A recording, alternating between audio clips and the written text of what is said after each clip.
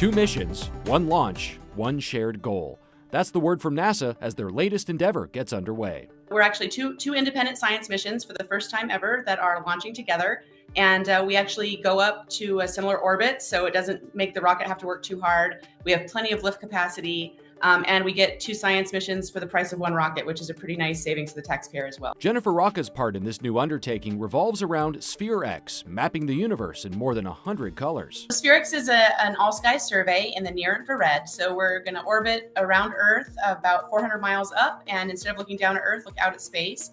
We're making a giant 3-dimensional map of the entire celestial sphere. That's all of the sky outside of Earth. By setting a certain wavelength in the detectors, it can also help the team find ice on distant worlds. Water, if it exists outside of our solar system, is locked up in ices in space.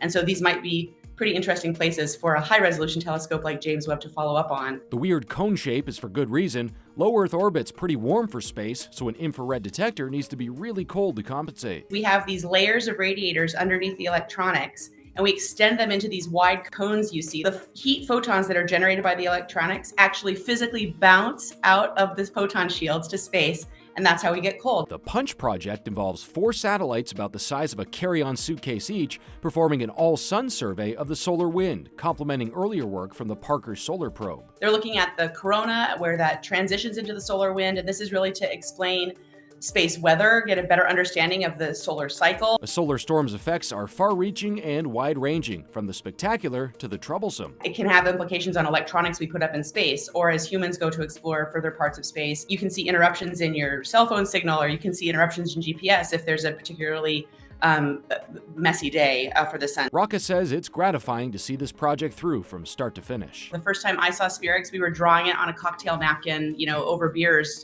trying to figure out what to propose. And it really is like a space baby. I've been with it at every stage of development. It's about to graduate, and we can't wait to see it change the world in its own way. SPHEREx and Punch will each go online for 2-year missions later in 2025.